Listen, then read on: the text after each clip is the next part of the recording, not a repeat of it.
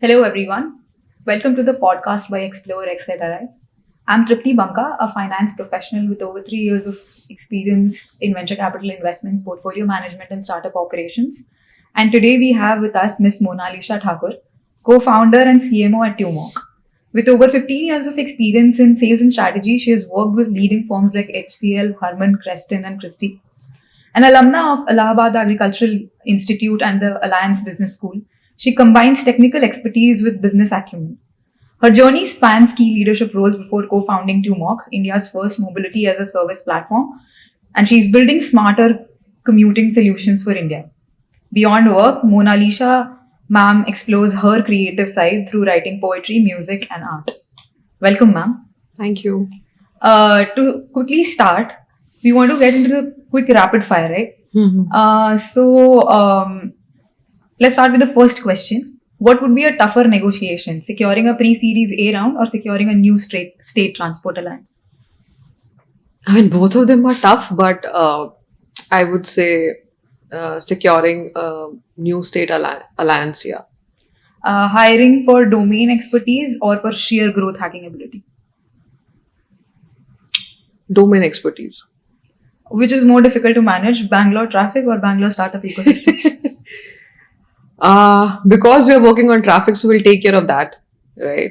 So, yeah, everything is moving. In a startup, is it better to be quick and wrong or slow and perfect? You define your own speed, yeah. There are no rules.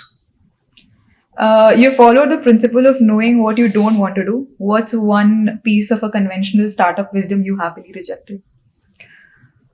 Copying others' content loop. And best advice for running a business with your spouse?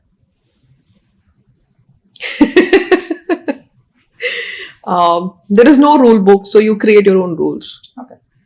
Now let's move on to the another section called Origin Story and the Leap.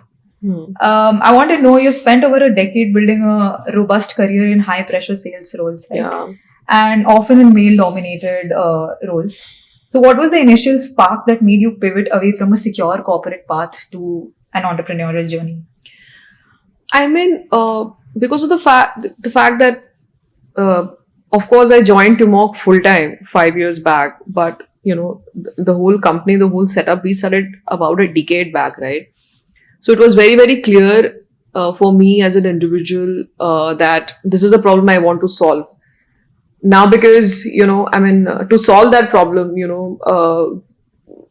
had to basically take it to a certain point where it is investable, because it was still an idea. Yeah. So from ideation to that stage, right, you have to fuel your startup as well.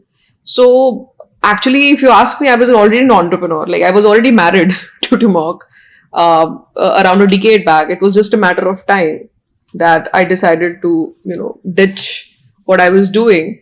And that whatever that I was doing, the sales consulting job, it was nothing but an enabler to fuel the startup that I was working on. Right. It was definitely, of course, I gave my best shot there as well. And when I dropped the bike, I was very satisfied. The timing of it was that well that I was like, this is the best that I could really do for an ecosystem. And I'm very grateful of the mentors that I basically learned along the way, the nuances of the business that I learned along the way. But yeah, as I mentioned, that once an entrepreneur, always an entrepreneur. So that Kida, as they call it, I was already entrepreneur sick or love sick, you can say, around a decade back. So ye to hona hi tha. Right.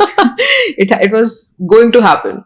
It is just that they got to know about it. Like, me officially coming out and talking about it was 5 to 6 years back. Right.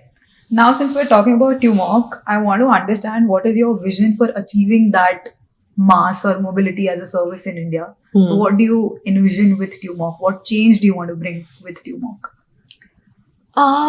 The change, because it's a mass product, right? That means the impact is also going to be mass. And the change that we are really intending to enable is to create a solution, something that we have already done, where all the points of the journey are connected to each other. There is no silo form of transit that you are really doing.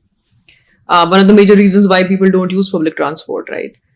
And to solve a commoner's problem, which was so common that no one was really ready to solve it, right? To coming to a point where you are created an impact, and then you want this to basically scale further. So currently, for example, in Timok, we have around 55 lakh users on the platform. The TAM itself is 8.5 million users. So definitely there is a lot that needs to be done, right?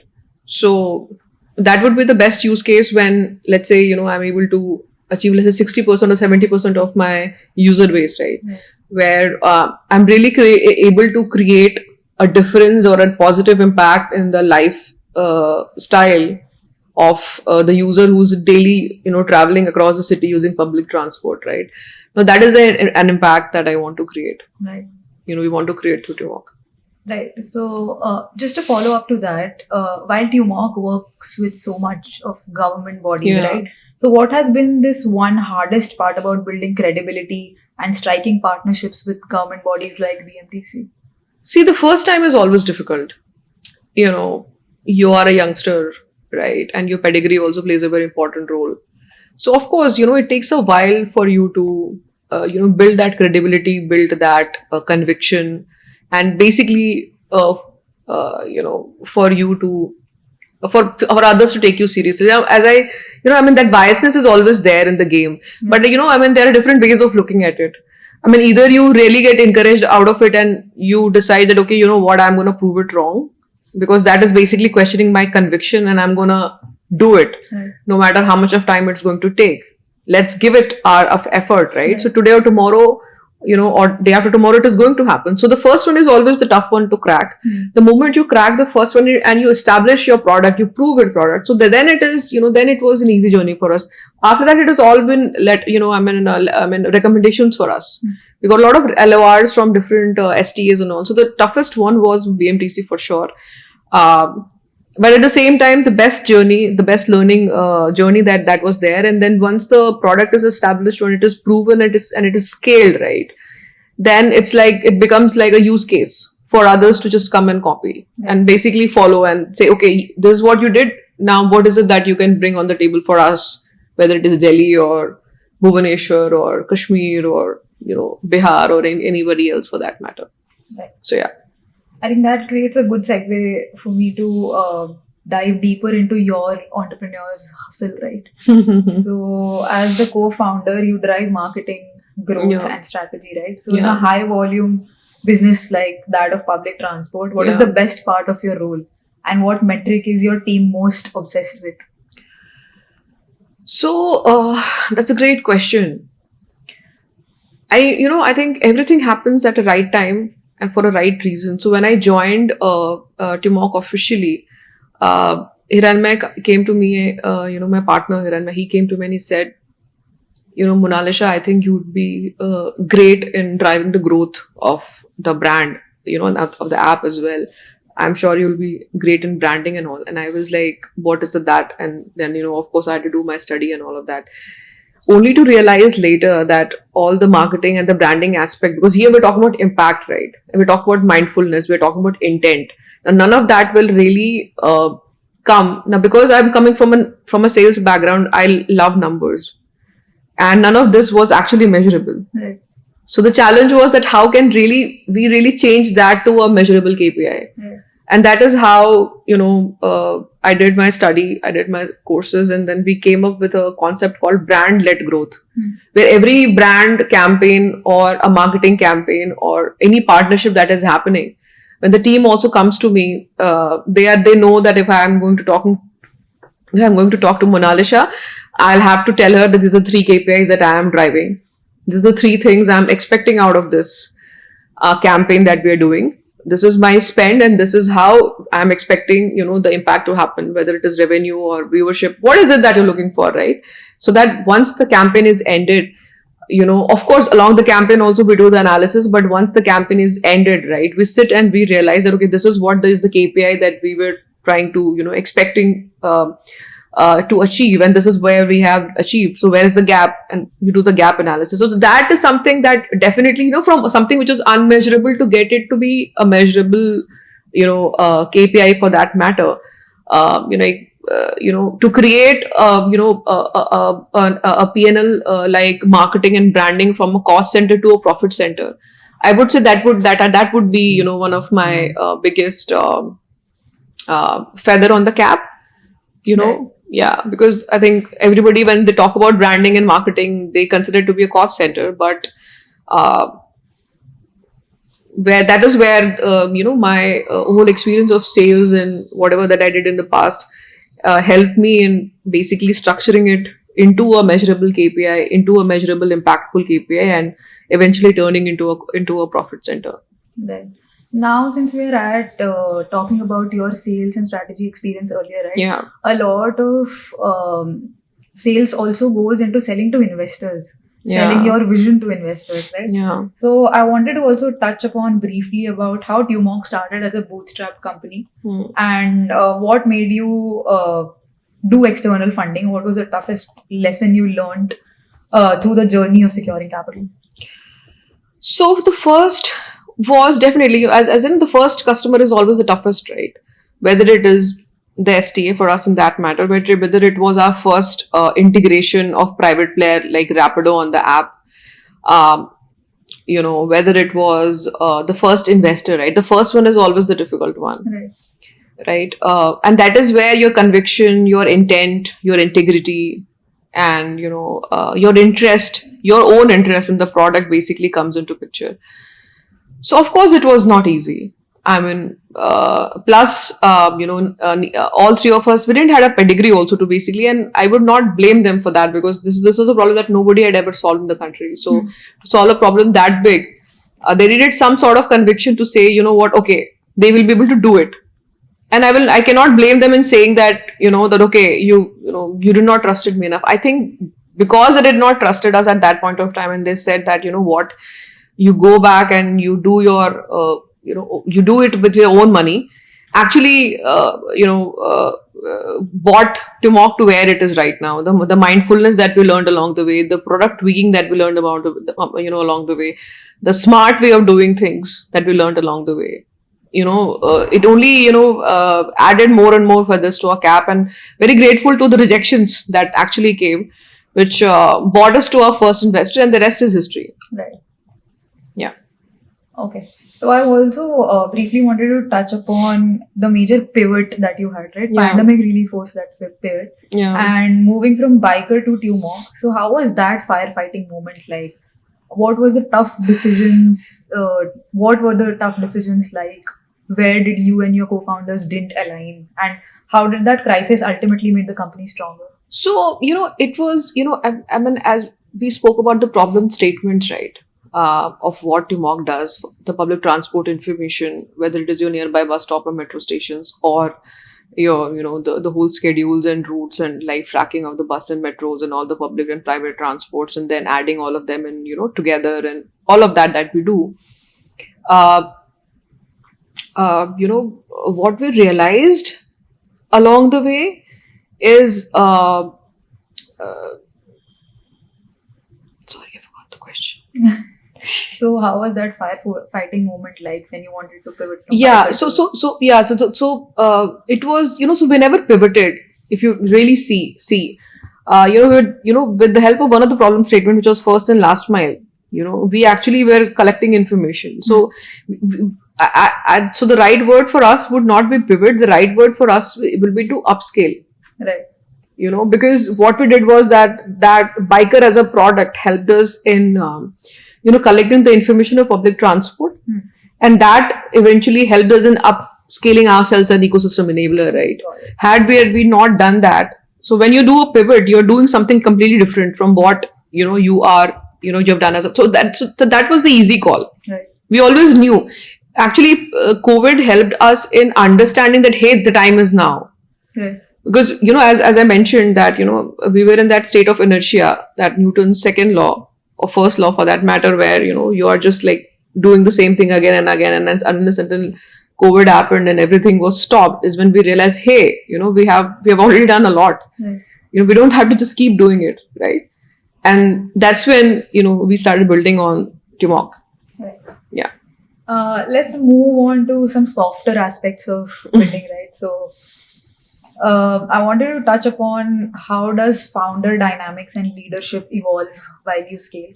So, Tumok has two other co-founders, right? One of them being your husband. And I wanted to touch upon how do you handle changing founder dynamics? So, how do you divide responsibilities in between the three co-founders? Where do you end up taking a strategic decision calls and they have to align with it? So see, I mean, other than the fact that all of us have our respective KPIs and KRAs, right? Frankly, there is no, when it comes to strategic decision, right? You have to understand that there is no hard line. Everything is in gray. There is no black and white. You have to coexist whether you like it or not. Like, just because my third co-founder is a CTO, he cannot come and say that, hey, this is a business call, I will not be a part of it. He's going to be a part of it. He would love to be a part of it, right? So this is how it works in a founder-based scenario. When you have your own company, you are into everything. Right. But yes, something that I have learned along the way is that, you should know where to stop. Like, sometimes you're so much, into your own product that you actually forget the line that, hey, this is something that he's handling. And just because you love your product, you want to, you start putting your ideas to the person that, okay, why don't you do it like your intent is very good. There's no doubt about it. But maybe the other person wants to try it in a different way. Right. Maybe, there is a better way of doing it. So you should know, okay, this is where I should stop. Right. So most of the issues that actually happens in a startup, especially when there are close family members working, is when you don't know when to stop. It's something that I've observed. Right. And, I've learned along the way. Also, I think as partners, any which way, like, whether it is home or family or office or wherever you go, I think all of us are, evolving and growing and learning from each other. And that is a constant thing that happens, right? So that is always going to be there. Right. So this is one of the things that, I want everybody to, I would love everybody who has been working with with their family members, right, to have that, should know where to stop. Yeah. Right. So you've mentioned multiple times that a woman having to work 10 times harder than your male counterparts, right, to prove your worth in your corporate career. Do you find similar skepticism or bias while fundraising for Tumok in the deep tech mobility space? See, I have been, I have spoken about, okay, coming to a bias. Does it exist? Yes, it does. But the point is where it does not exist. Can you tell me one example of where it does not exist? Right? It is everywhere, It is up to you and it is up to me how to, as I always talk about the fact that there is always a,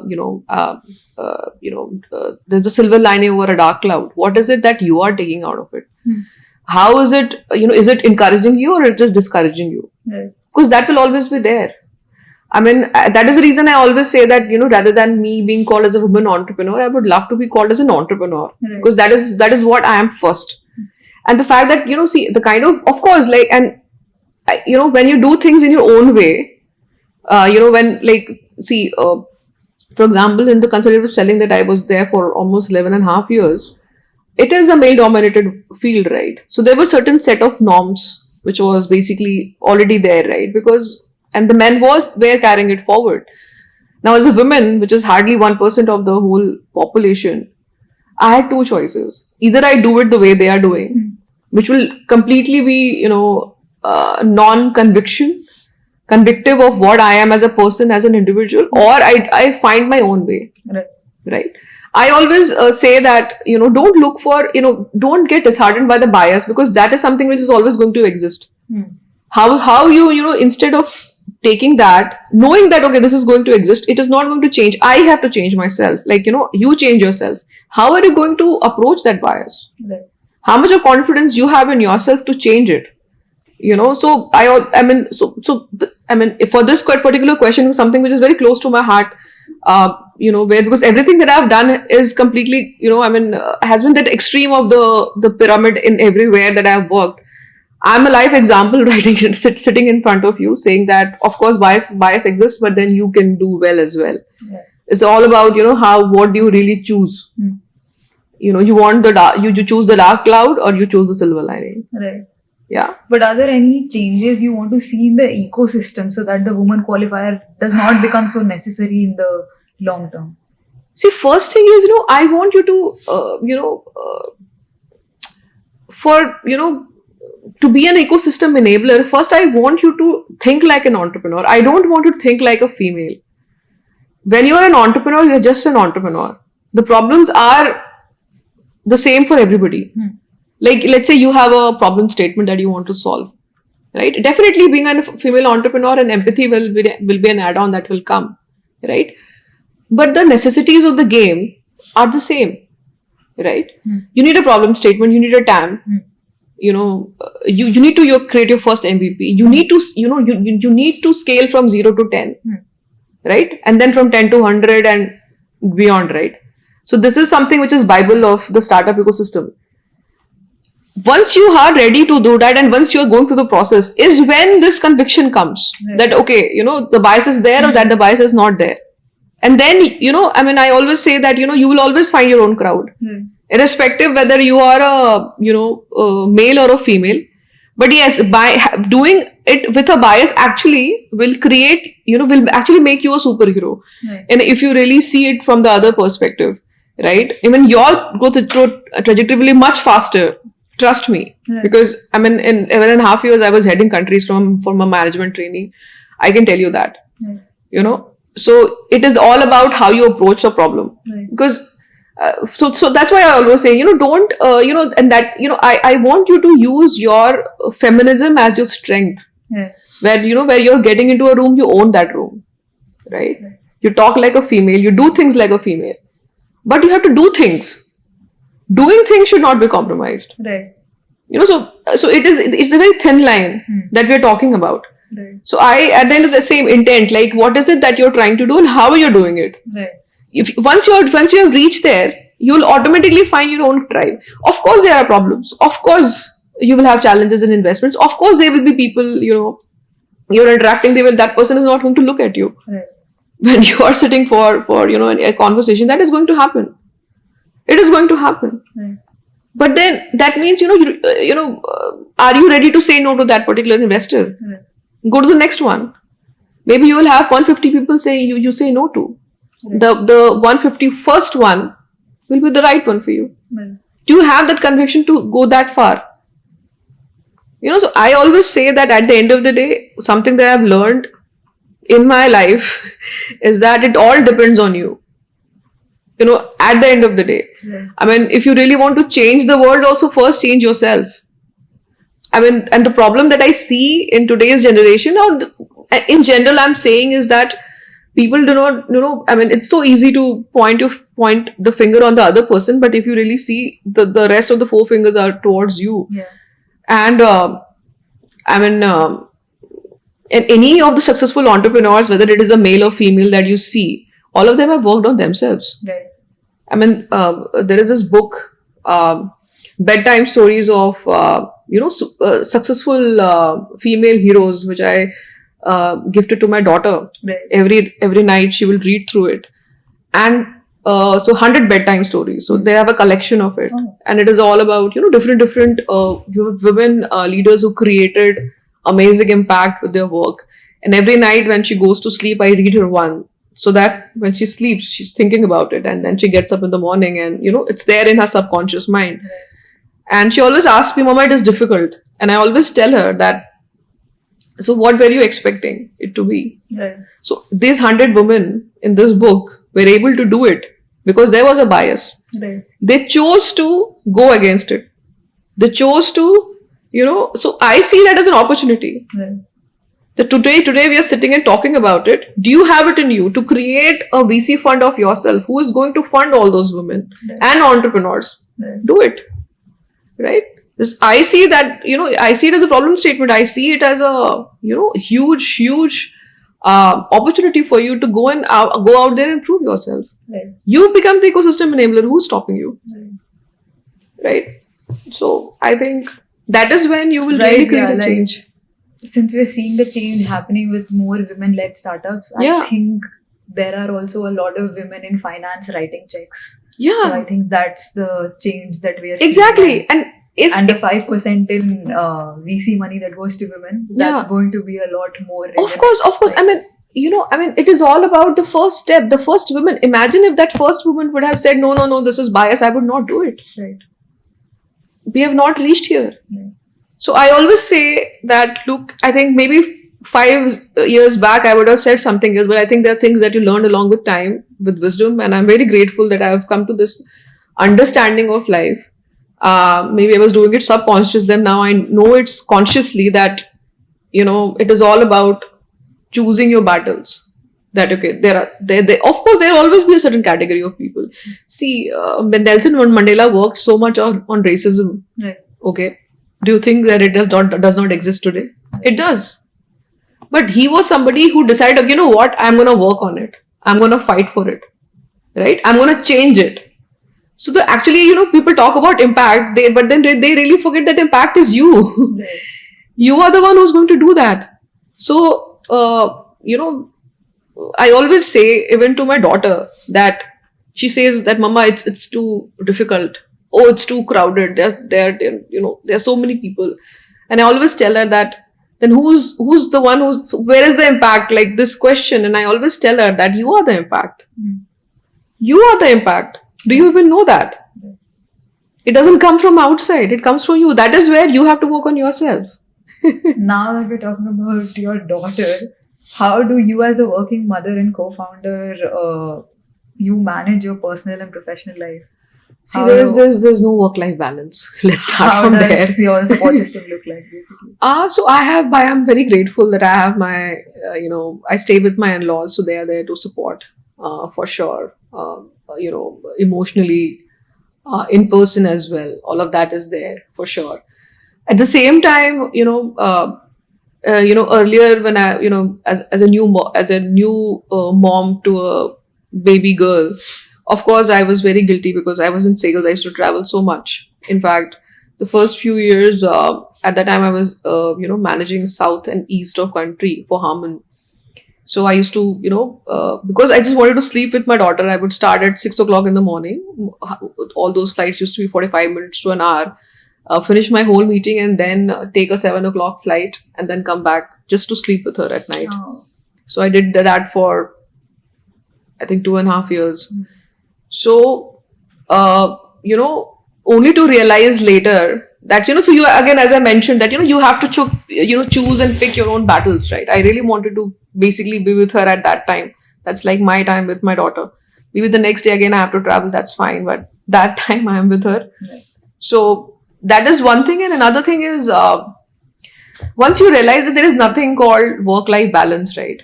So you learn to live with it. So what I really do is, someone very wise told me that it is not about, what you could have done. It is all about being in that present moment. So once I'm at home, I know that, okay, I have another next 2 hours, which is free. I'll make sure that I'm completely with her in those next 2 hours of time. Or let's say there are days when I'm like relatively free. So those days, once she is back from school and she's done with the homework, then I'm playing with her all the time, right? Like these 3 days when I'm here, I've already spoken to her so that there's a plan that, okay, once I am back, we're going to do this. So it is all about how you manage it out, right? Knowing and basically accepting that there will never be an ideal time when, no matter as a mom, how much you do, the child, you always be feeling guilty about it. So you need to learn and accept and move on, basically. So now I have one last closing question for you. Sure. Looking ahead, TUMOC is expanding internationally beyond boundaries. Yeah. So what is the next major milestone for TUMOC and for you as the founder of TUMOC?